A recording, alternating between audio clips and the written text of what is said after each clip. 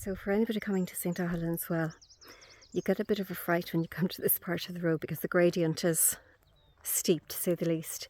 So, and you don't know what's ahead of you. So when you come to the stage, don't be nervous, keep driving. And at the bottom it levels out and there is parking down at the bottom. But when you're coming back up, it is first gear. So just make sure that your car is able for that. But it is, it's doable, no problem.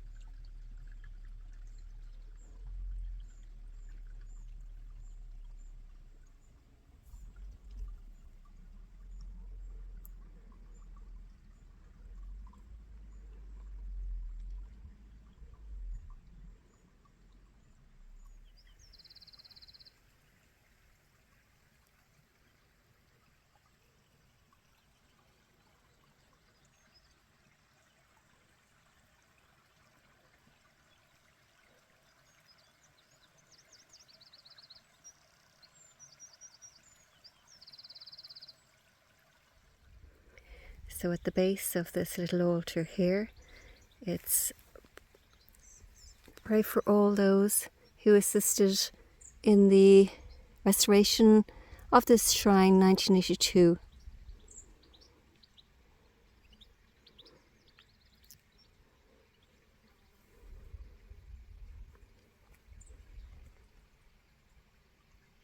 And it's a beautiful place to come to, even just for a walk. It's deep down in the middle of the fields and you're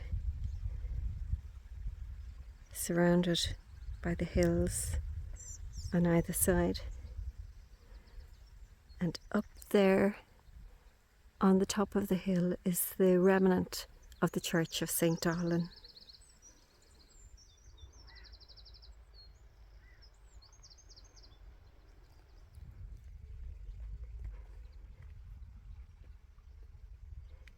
This well is named after St. Dahillan, who is reputed to have stricken blind would-be despoilers of her convent.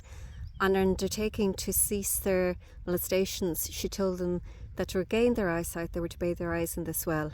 They did so and their sight was restored. According to tradition, the well still retains this miraculous quality.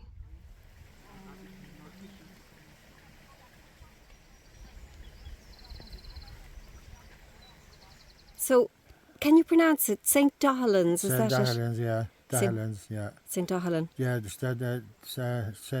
was a St. Dahillan was a girl, when not a man, like she was a girl anyway. That's as far as we know anyway. Yeah. And she had a convent on the hill behind us here. Just up there, yeah. Yeah, you can't see it now with the trees, but there could be, well, it was all, there was only very bit little with left. And you remember the committee here? I do, yeah. You're the well keeper. Well, I am now, but yes, that I did get it. I cut it in. Well, I don't cut it. The grandson cut it, but yes, all I do. And we looks after the flowers and things. And do you live near here? Or are you on the road? I am the road. You coming from Ballyheigue, we past the house. We're about a half a mile out the road over. Very good. Can you tell me what it was like maybe when you were young coming to the well compared to what it's like now? Oh, well, honestly, it was not fenced in at all, not in that time, like. And the well was there all right, but that was about it, like. There was no path around it, there was no wire around, there was no roadway coming down. Down across the field, down there, the field and down along there, then that was the only way down to it. You couldn't bring a car down there at all or anything. You couldn't bring a car down there until after 1982, like, that's when the road was put there. So it was. Used a lot of people come to it as well? Was it very visited? Well, not very before that, not a lot, but now, like, since that now they have quite a lot have come in here, like. Since the roadway was made. Did your father before you or your grandfather before you, did they take care of the well? Well, it was my father-in-law. This land is my wife's. The land is in my wife's. I was over the road further than Daithleann. So they had uncle, my wife's uncle, that he always looked after it. It was. Okay. So it was up until he died, like. And tell me, have you heard of any happening here? I had one especially. That was not so long ago. Maybe less than 5 or 6 years ago. I was just coming in above the field that there is coming down the road, and there was a car stopped there, and I stopped, and a man came out of the car and we were talking, and he said that I have a good few trips made here, which I'm after getting the great result. My wife went to hospital with a brain tumour, and she was given over, like he said, so she was. And I went to see her anyway, and no, she wasn't at home, and we took her again to the hospital after about 4 or 5 weeks, and the doctor came to see her, and he never said anything. He said, but he went away, and then the 2 doctors come back, and the 2 doctors went away, and then about 6 doctors come back, and all were looking at each other, and the finish, one of them went on and said to him, we can't find no brain tumour here today anyway, we can't. But he said that was, he came to the well every whole evening while she was knocked out, and he firmly believed it was the well anyway, that was. Okay. So he did. And the cure here is for, particularly for sight? Sight, yeah. Mm-hmm. Yeah, that was supposed to be, the soldiers were supposed to attack the convent, then they were struck blind, and she told them if they went to lift it be that she restored their sight, and she did, and they didn't do any more. They went away at that, like, they did not do any more damage to the convent, they didn't. Very good.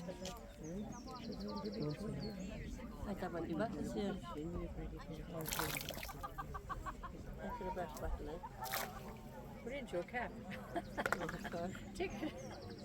You won't need your cap to see that. For the midgets. Put it into the cap. This is a dangerous place for midgets.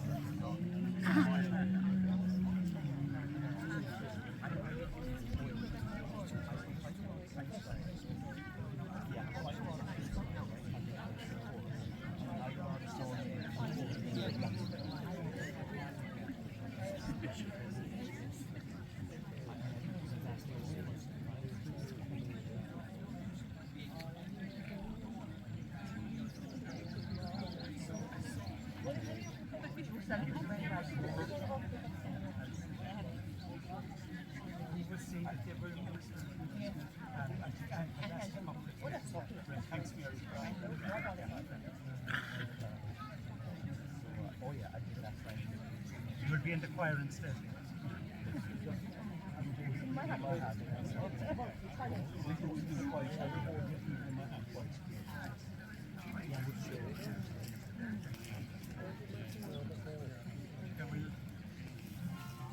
Start ahead of time, and not by the time people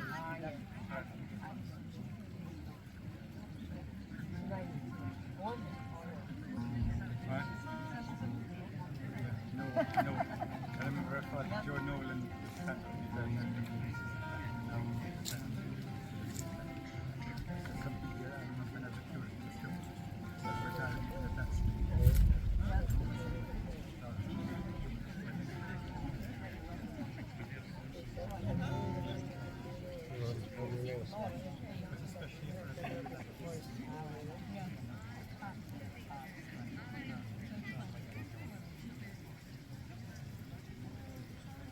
here to honour St. Dahillan, the saint of this place, a nun here. She had a convent here, and she was a very, very holy woman, and miracles were attributed to her during her time on this earth and since then as well. She lived about 1500 years ago in the 6th century, around the time of St. Brendan, and as I say, she was a nun here, and she had a convent and was superior of that convent. And the famous story is that there were people, the men came along who wanted to pillage the convent and do harm to the place and the nuns, no doubt. And St. Dahillan apparently struck them blind, and they were repentant and begged for mercy.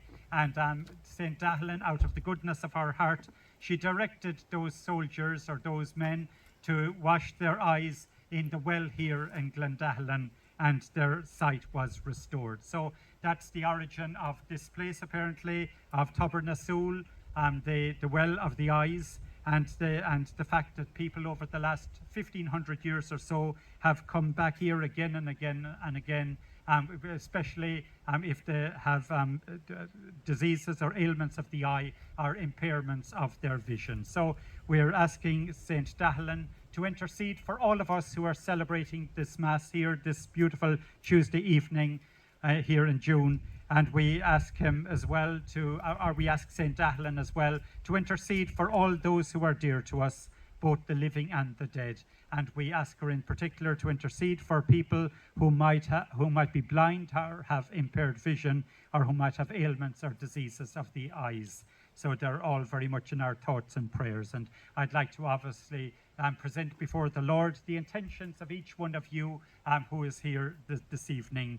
Some of you are locals, some of you are from the parish, some of you are from other parts of Kerry, and indeed other parts of Ireland or the world. So it's great to have you all here and Céad Míle Fáilte. Call to mind our baptism into Christ, who by his death and resurrection has redeemed us all. Amen. So this is water from St. Dahillan's well.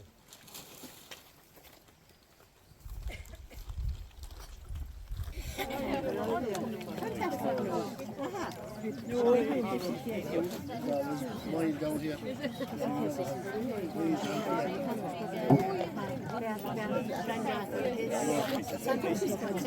Yeah, I think so, yeah. Anna was telling you. Fantastic. Absolutely fantastic. Aha, just brilliant. Do you understand?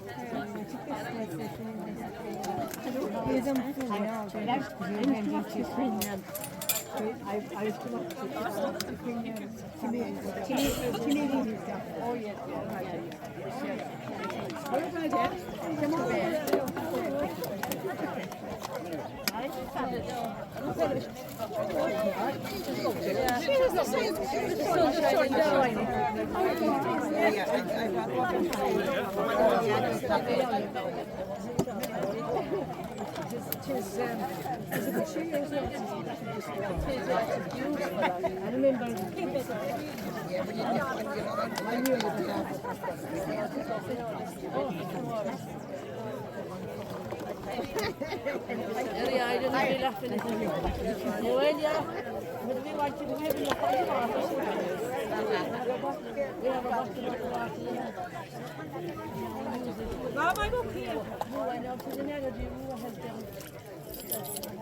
I'll use it when I go up again Friday. You can be shaking it around the place. I'll drown there with it. Don't fall in there,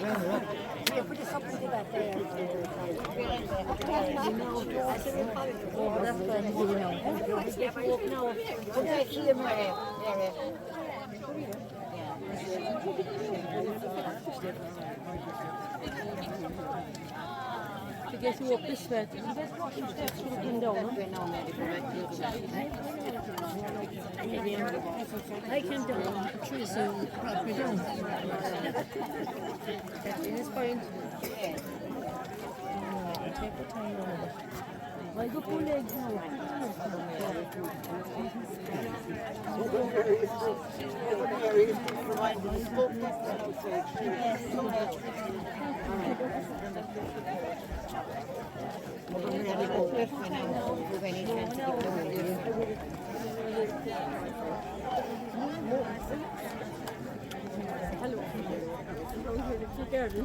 Fine. Not bother.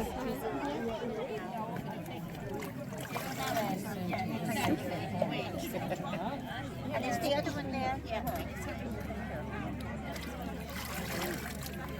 Okay. No, we are. All right, Hank, it was lovely to see you. How'd you know? I just said, how'd you know? And he they belong to anyone over They don't know. Sorry, I beg you. That's okay. Oh, yeah. You can have them. I'd say that just... Sorry, hello. Yeah, I just saw you for my t-shirt. Oh, yeah. Here we go. Oh, yeah. And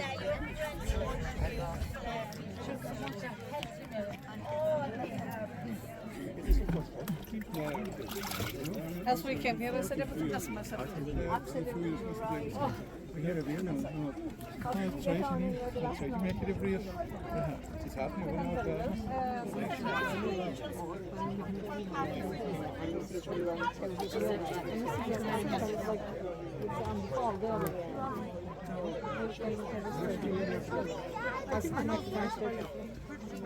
I knew she was going to say that.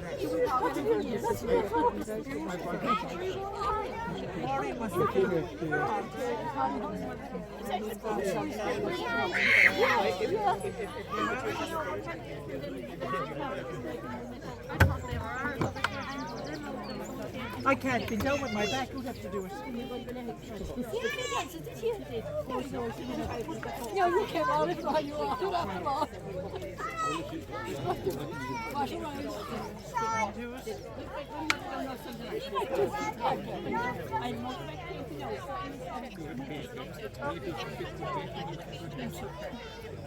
He's a fool and he goes along with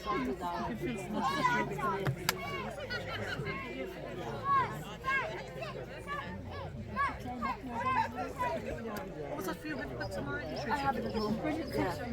It's right front. It's the first time for everything. I would have come out first but not last. So, Richard, you were playing the guitar here tonight at the Mass at St. Dahillan's Holy Well. And have you been coming here for many years? Stocha, Tom Tatan Solle, Blinta Father Tom, well, Rokas Stocha on some, Chair Shannon. So it's far out me. So Tom's Tatan Solle, Blinta Father. So it's always very special to come here. It's you'd have to come here to experience it. A friend of mine many years ago, he brought a Greek Orthodox monk, and then went up to the Sarpalin, up to the little chapel, and he said this place is very thin. And John says, "What do you mean by thin? That makes no sense." He says, "What I mean by thin," he says, "is that there is a very, very narrow gap between the spiritual world and the real world." There was a man from Belgium as well, and he came here, and he said he also spoke about the spirituality of it. So the Greek monk and the Belgian man were two people who came here and who spoke about the spirituality of Tobar. There's a saying around here: is there a trout in the kettle? And what that means is that there was a man once, water gathered here at the well, and it was brought up anyway to be used for the food, and the water never boiled, and there was a trout in there. So that is the thing, you know, if the holy trout is in the water, it won't boil. So that there's a saying around here: is there a trout in the kettle? So you're not supposed to boil, obviously, the water from the holy well. But it's Gail, it's difficult to explain the spirituality and the meaning of this place. You'd have to come here yourself, as the man says, and sit here and reflect. And I suppose for me, it would be essentially it would be my church. You know, it would be a place I would come here to reflect and to sit. And now I would say this evening, there's a great crowd around here, but to come here and to just sit here on a quiet evening or a quiet afternoon and just sit here, and on one side you have the Glombawn, you have the mountain, you have the Ballyheigue, the mouth of the harbour, now Ballyheigue, and then you have obviously Loop Head across the way, and you have the Dahillan and Tobar na Soul, and it's just it's a piece of heaven, really. Like, it's for us. I mean, it's you know, it's what we probably would envisage heaven would be. You mentioned the Dahillan, and I won't be able to get up there tonight, but could you describe what it looks like, what's left of it? The Dahillan there isn't much left of it now. That was the actual convent. It's a little stone structure now, tiny little stone structure, still standing, you know, despite being here for well over 1,000 years. And it's a stone structure where Dahillan had her little monastery there. And it's up on the hill there. You can see it better when you go up the hill. You can see it actually, but it's special. It's a very special place. But not many people. It's difficult to go up there now. You know, you want to be fairly fit to go up there. It's a fair old climb up there, up to the Dahillan. So most people would just come here, do the rounds, and remember the people. I mean, there are people like Father Kerry, who was instrumental in getting the job done. Shane Brennan, a local young man who died tragically. Margaret Peg Barrett, who was a young girl who died and is buried up there. There's also up there a Killeen, where little babies were buried, you know, and I would know of we don't have anybody up there, but I would know of neighbours who would have little children buried up there. And Margaret Peg Barrett, who's on the plaque here, we unveiled it quite recently. Peg was only 3 years of age, and she, I suppose she had been forgotten. So Gary O'Sullivan of Radio Kerry fame said, he says, look, this is her nephew said, I'd love to remember Peg, and Peg is remembered there now, you know.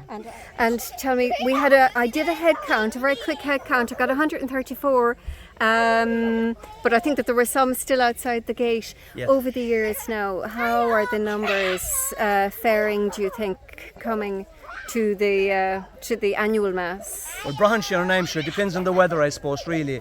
But it's normally good, irrespective of good weather or bad. It's normally a good crowd here.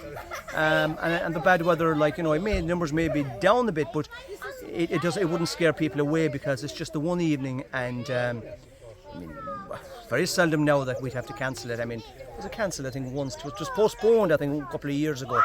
But normally, like, you know, it goes ahead, and there's a gazebo put up there to make sure everybody stays nice and dry. But it's special, and you know what? The thing is, I would encourage people to come here more often. I'd come here as often as possible. I'm born and bred in Daithleann. I live in Ballyheigue village now.